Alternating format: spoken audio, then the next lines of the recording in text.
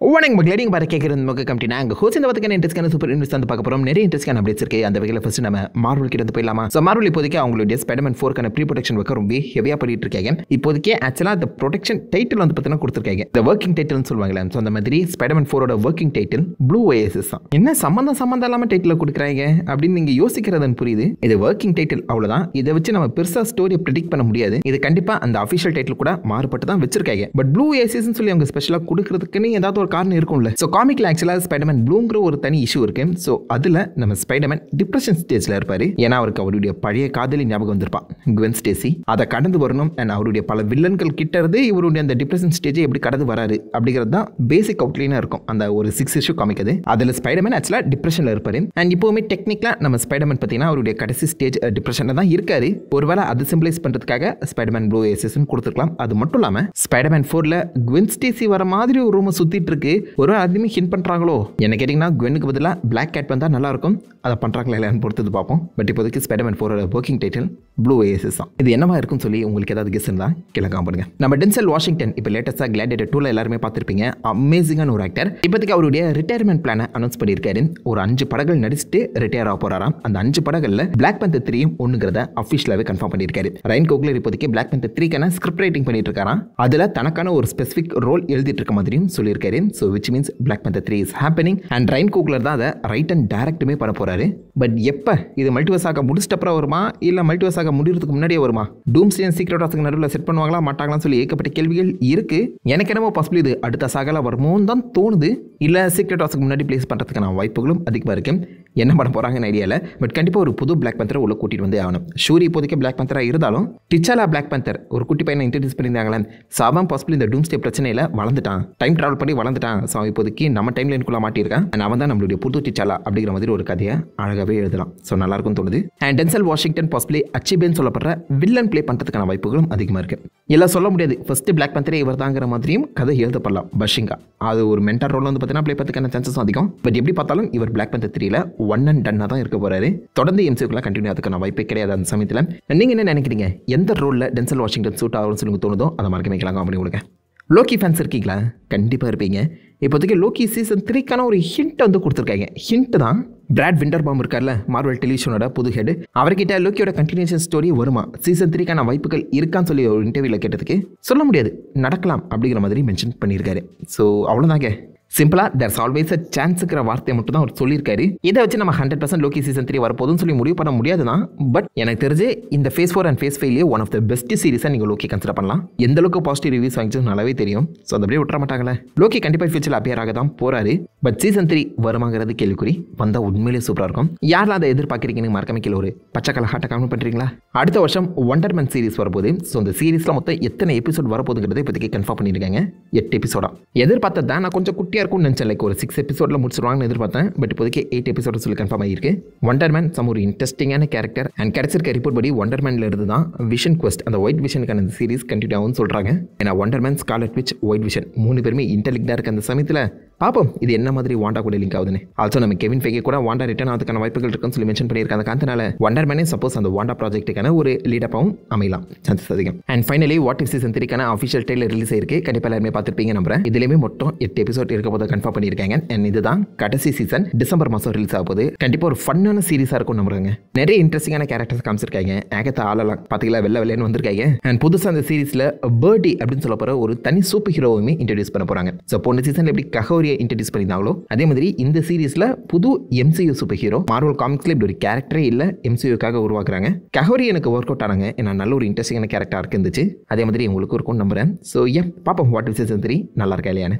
இதோட அந்த வாரத்துக்கான மார்வல் அப்டேட்ஸ் முடியுது. அப்படி நம்ம DC சைடில் போகும்போது அடுத்த மாதம் நம்ம DCயோட கிரேச்சர் கேமண்டோஸ் வரப்போகுது. எல்லாருக்குமே தெரியும். அதுதான் டெக்னிக்கலி ஃபர்ஸ்ட் DCU ப்ராஜெக்டாக இருக்க போது. அனிமேட்டட் சீரிஸாக இருந்தாலும் அது டேரெக்டாக இந்த பக்கம் DC கூட லிங்க் ஆகிறது காரணத்தினால அதுக்கான ப்ரொமோஷன் ஒர்க் ஆரம்பிச்சிருக்காங்க.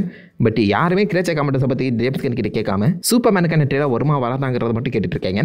அதுக்கு ஜேம்ஸ் கன் அடுத்த மாதம் வரதுக்கான வாய்ப்புகள் கம்மிங்கிற மாதிரி சின்னதாக ஹிண்ட் பண்ணியிருக்காரு. ஸோ அடுத்த மாதம் ஆக்சுவலாக CCXP நடக்கும் போது பிரேசில் காமிகான்.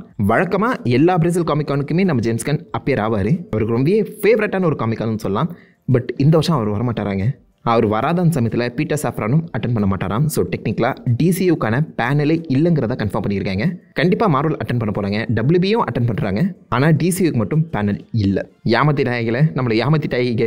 ஏன்னா ஜேம்ஸ் கன் இப்போதைக்கு சூப்பர்மேன் ட்ரெய்லரை கட் பண்ணி அவருடைய ஹார்ட் டிரைவில் வச்சிருக்காராம். அதை கன்ஃபார்ம் பண்ணிட்டாரு. சூப்பர்மேனுக்கான ட்ரெய்லர் இப்போதைக்கு 100% கட் பண்ணி ரெடியாக இருக்குது. பட் ரிலீஸ் பண்ணுறதுக்கு தயங்குறாங்க.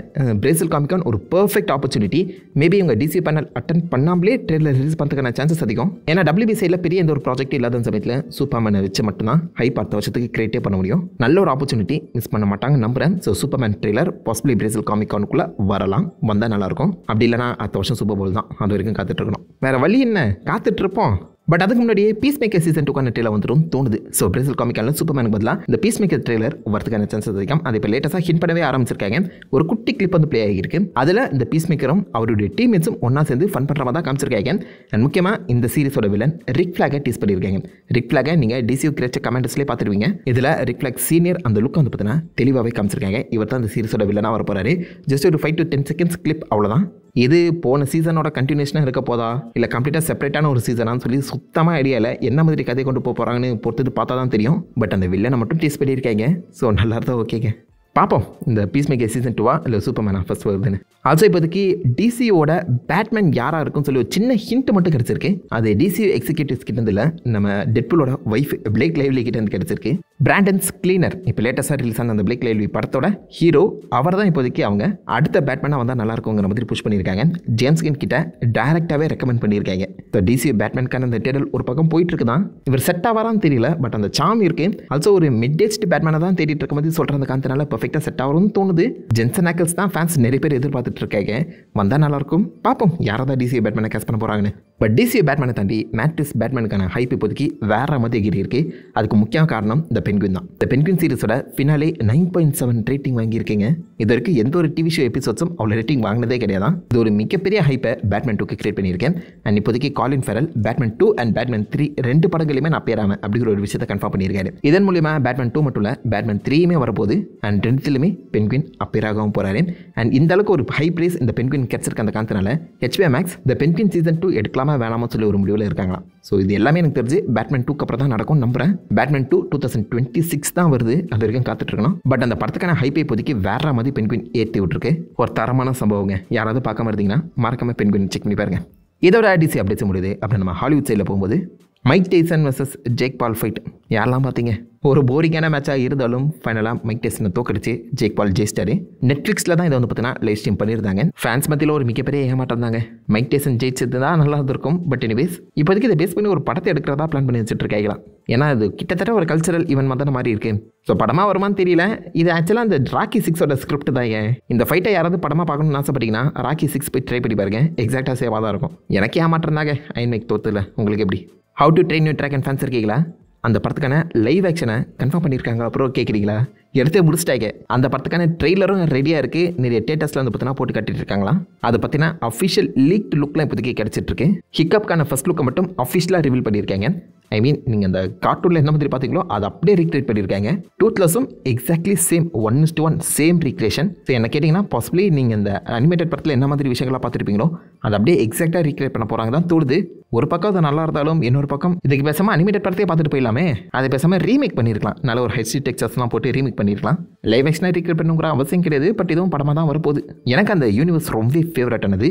ஸோ கண்டிப்பாக நான் அந்த படத்தை எப்படி எடுத்தாலும் செக் பண்ணுவேன். உங்களுக்கு எப்படி, நீங்கள் யாராவது how to train your dragon fans இருக்கீங்களா கேட்காம பாருங்க. இது யாருன்னு தெரிந்தாங்க, நல்லா பாருங்க, உத்து பாருங்க. தெரியலையா, நிறைய ஃபேன்ஸ் இருக்கீங்க இந்த கேரக்டர்ஸ்க்கு. என்னங்க தெரியாதுன்னு சொல்கிறீங்க. பாப்பாய் த செயிலர் மேன். நம்ம தலைவன் பாப்பாய்க்கு வந்த நிலவையை பார்த்தீங்களால. இப்போதைக்கு பாப்பாயை பேஸ் பண்ணி ஒரு ஹாரர் படம் ரெடி ஆகிட்டு இருக்கான். இந்த பாப்பாய் ரைட்ஸ் பப்ளிக் ஆனதான் ஆச்சு. தக்காளி எல்லாரும் உள்ளே போகுதுட்டாங்க. ஆனால் டேய் நல்லா இருக்க மாட்டேங்கிறா. இந்த பூனி வருஷம் சொல்லி ரன் பண்ணிட்டு இருக்காங்களே அதோட ரிலேட் ஆகிருக்குமா நீங்கள் கேட்டிங்கன்னா இல்லை, இது கம்ப்ளீட்டாக செப்பரேட்டாக ஒருத்தன் கிளம்பியிருக்கான். அண்ட் இந்த பாப்பாயை இப்போதைக்கு ஒரு ஸ்லாஷராக கொண்டு வர போகிறாங்களாம், ஜேசன் லெதர் ஃபேஸ் மாதிரி. அண்ட் இவர் போகிற வர எல்லாருமே ஸ்பெனாச்சு சாப்பிட்டுட்டு போட்டு தள்ள போகிறாராங்க. கீரை சாப்பிட்டா ஸ்ட்ரென்த் வரும்னு சொன்ன மாட்டான் என் தலைவன். இப்போதைக்கு கீரைக்கு பதிலாக வேறு ஏதாவது தின்னுட்டு போய் போட்டு தள்ளுங்க அப்படின்னு சொல்ல போகிறாரோ. பார்க்க பயங்கரமாக இருக்காருண்ணே பாப்பாய் லுக்கில். பாப்பாய் ஸ்லாஷர் R-rated மூவி யாரெல்லாம் பார்க்க ரெடியாக இருக்கீங்க. ஆனால் கொஞ்சம் கொஞ்சமாக கொண்டுட்டு இருக்காங்க நம்மளுடைய ஃபேவரட் சைல்ட்ஹுட் கார்ட்டூன்ஸை. அண்ட் ஃபைனலி இந்த வர ட்ரெய்லர்ஸ் படி பார்க்கும்போது mission impossible 8 the final reckoning official title reveal பண்ணிட்டாங்க. அடுத்த வருஷம் ரிலீஸ் ஆக போகிற இந்த படத்துக்கான ஹைப் இப்போதைக்கு கொஞ்சம் அதிகமாக தான் இருக்குது. பிகாஸ் இது கடைசி மிஷன் இம்பாசிபிள் படம். அது மட்டும் இல்லாமல் 400 மில்லியனில் எடுக்கப்பட்ட ஒரு படம். One of the high budget movie. And இதில் ஈத்தன் ஹண்ட் சாவாருங்கிற மாதிரி தான் புஷ் பண்ணிட்டு இருக்காங்க. ஸோ கடைசி மிஷன் இம்பாசிபிள் என்ன மாதிரி கூட்டு போகிறாங்கன்னு தெரியல. பட் டெய்லர் செம்ம ஃபன்னாக இருக்குது. டெய்லர் எப்படி சேனலே இருக்குது, மறக்காம செக் பண்ணி பார்த்துட்டு உங்கள் தசைகளை காப்பிடுங்க. அண்ட் இதோட இந்த படத்துக்கான சூப்பர் நியூஸ் முடியுது. ஆல்மோஸ்ட் எல்லாத்தையுமே கவர் பண்ணிட்டேன்னு நினைக்கிறேன். ஏதாவது முக்கியமான அப்டேட்ஸ் டீட்டெயில்ஸ் நான் வந்து மிஸ் பண்ணியிருந்தாலோ தப்பா சொல்லியிருந்தாலோ அதை மறக்காம கீழே காமிடுங்க. எல்லாருமே தெரிஞ்சுக்கிட்டோம். நான் உங்களை தன்னால ஒரு ஆசமான வீடியோவில் மீட் பண்ணி தெரிவிக்கும். Have fun, guys. What time?